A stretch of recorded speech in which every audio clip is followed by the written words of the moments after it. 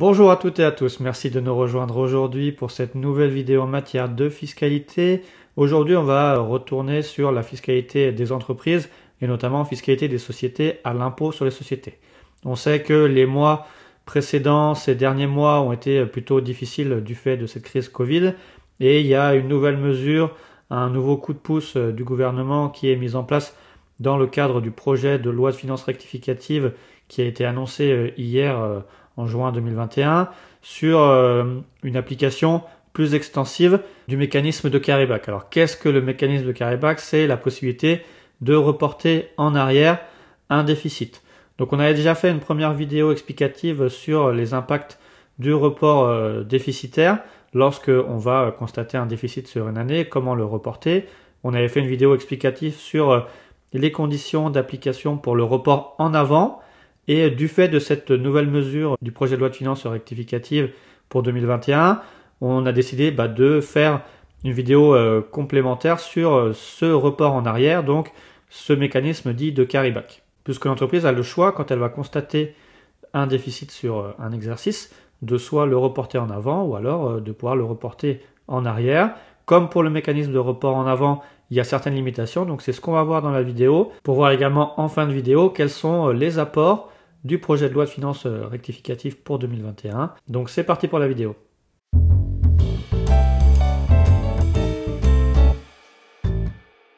Alors avant de commencer, bien sûr, comme d'habitude, abonnez-vous à notre chaîne YouTube, likez, partagez au plus grand nombre pour qu'on puisse faire grandir notre chaîne et vous apporter plus de contenu en matière fiscale de manière gratuite. Donc pour revenir sur ce mécanisme de carryback de report en arrière, il faut savoir que c'est un mécanisme optionnel et qui peut être intéressant dans certains cas pour la société. En effet, puisqu'elle sait qu'à terme, elle va bénéficier d'une économie d'impôt, puisqu'elle va pouvoir en fait imputer sous certaines limites son déficit de l'exercice sur le bénéfice de l'année précédente et constater à ce titre une créance sur le trésor public. Donc on va voir plus précisément ce mécanisme, on va passer sur les slides pour avoir une vision plus pratique du mécanisme. Alors effectivement, pour ce mécanisme de report en arrière, on a vu que si sur l'exercice N, en fait, votre société à l'IS va constater un déficit, pour présenter rapidement ce mécanisme avant de rentrer plus en détail, ça va permettre en fait d'imputer ce déficit sur les bénéfices constatés au titre de l'exercice précédent, donc l'exercice N-1. Du fait de cette imputation, en fait, on va constater une créance d'impôt sur les sociétés qui va correspondre à l'excédent d'impôt précédemment versé. Et cette créance pourra ensuite être utilisée pour le paiement de l'impôt sur les sociétés au titre des exercices clos au cours des 5 années qui vont suivre l'exercice déficitaire. Et si au terme de ces 5 ans, on a toujours une partie de créance d'impôt sur les sociétés qui n'a pas été imputée, on pourra demander un remboursement au trésor public. Donc ça, c'est la présentation simplifiée de ce mécanisme. On va voir plus en détail les critères d'application, notamment en matière d'imputation et en matière de constatation de la créance et de remboursement. Également, on va voir en fin de vidéo quels sont les apports du projet de loi de finances rectificative pour 2021, puisque on n'aura plus un mécanisme d'imputation sur l'exercice précédent, mais sur les 3 exercices précédents. Donc, on va pouvoir rentrer plus en détail sur ce mécanisme d'imputation du report en arrière des déficits. Alors effectivement, comme je l'ai dit, à partir du moment où vous allez constater un déficit au titre de votre exercice, donc votre exercice N, vous allez pouvoir l'imputer sur votre bénéfice de l'exercice N-1. Mais il faut savoir qu'on ne va pas pouvoir imputer l'intégralité de notre déficit de l'exercice N sur le bénéfice de l'exercice précédent. On va pouvoir imputer votre déficit sur le montant qui est le plus faible, donc il faut bien faire attention sur ce montant le plus faible, entre le montant du bénéfice constaté au titre de l'exercice précédent et un montant d'1 million d'euros. Et si bien sûr votre déficit va excéder soit le bénéfice N-1 ou alors ce montant d'1 million d'euros, ce déficit pourra être reportable en avant dans les conditions de droit commun. Et pour ça, on vous renvoie à notre vidéo explicative sur les conditions d'application du report en avant. Donc si on veut reprendre un exemple, par exemple, si au cours de l'année N, vous avez un déficit d'1 500 000 euros et que en N-1 vous aviez fait un bénéfice de 2 millions d'euros, vous allez pouvoir imputer le montant le plus faible entre le montant du bénéfice ou le montant de 1 million d'euros. Donc là, dans notre cas, ça sera 1 million d'euros. Donc on pourra imputer en arrière un déficit à hauteur de 1 million d'euros. Il nous restera encore 500 000 euros de part reportable qui là ne pourra être reporté qu'en avant. Alors on a vu sur le montant imputable. Maintenant, il faut savoir sur quelle partie on va pouvoir imputer ce déficit. Alors, il faut savoir qu'il y a des limitations sur l'imputation du déficit sur le bénéfice fiscal de l'exercice précédent, puisqu'on ne va pas pouvoir imputer le déficit en arrière sur la fraction du bénéfice qui a fait l'objet d'une distribution, également qui a donné lieu à un impôt payé au moyen créé d'impôt, ou alors qui a été exonéré en application de certaines dispositions particulières, type entreprise nouvelle, zone franche urbaine, etc.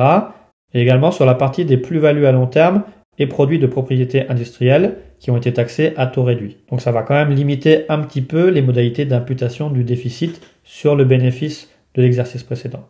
Il faut savoir qu'en plus, cette imputation se fait sur option, c'est une décision de gestion qui est opposable et qui doit être exercée dans le délai de dépôt de déclaration de résultat de l'exercice sur lequel vous avez constaté votre déficit. Donc il y a un formalisme particulier pour pouvoir bénéficier de cette option. Et à défaut, si vous n'avez pas fait votre option, finalement vos déficits ne pourront être reportables qu'en avance sur les bénéfices des exercices suivants.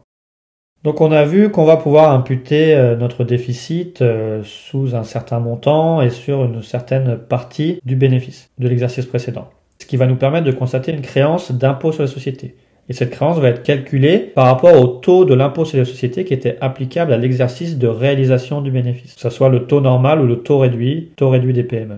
Donc par exemple, si on aurait un déficit 2021 imputable sur un bénéfice de l'exercice 2020, on prendrait le taux de l'IS à 28%. Et comme on l'a vu précédemment sur la présentation rapide du mécanisme, ensuite cette créance, en fait, elle va pouvoir être utilisée pour le paiement de l'impôt sur les sociétés dû au titre des exercices clos au cours des 5 années suivant l'exercice sur lequel le déficit a été constaté.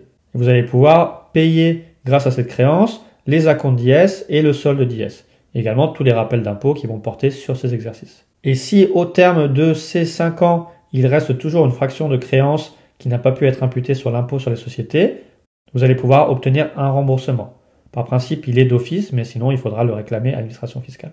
Mais vous pouvez également choisir d'utiliser ce reste de créance pour vous acquitter d'autres échéances fiscales à venir, type TVA, taxe sur les salaires, etc.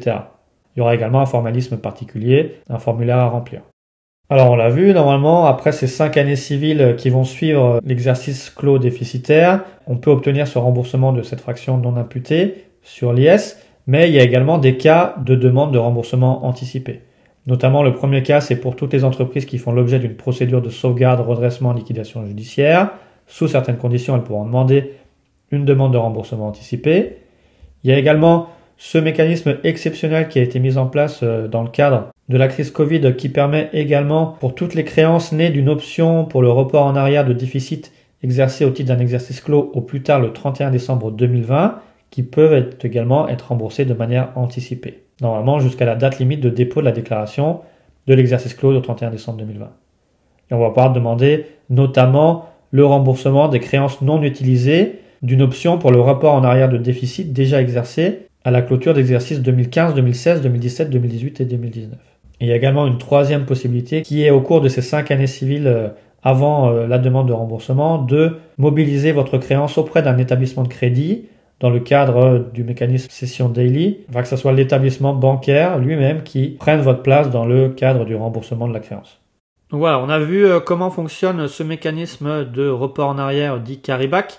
Comme je vous ai dit en début de vidéo, on a également le projet de loi de finances rectificative pour 2021 qui propose également une extension de ce régime pour les sociétés qui ont constaté un déficit au cours d'un exercice clos entre le 30 juin 2020 et le 30 juin 2021. Dans ce cas-là, ces entreprises soumises à l'impôt sur les sociétés pourront non plus reporter leur déficit sur l'année précédente, mais sur les 3 exercices précédents. Également, on a vu qu'il y a des délais d'option, puisque c'est une option à faire pour bénéficier de ce mécanisme de carry-back. Il y a également une extension des délais pour permettre au plus grand nombre de sociétés d'exercer cette option et de bénéficier de ce report sur les 3 exercices précédents. Puisque par principe, l'option de report pourra se faire jusqu'au 30 septembre 2021 si vous avez clos votre exercice au 30 juin 2021. Ou alors, au plus tard, avant la liquidation de l'impôt sur les sociétés due au titre de l'exercice suivant, au titre duquel l'option a été exercée.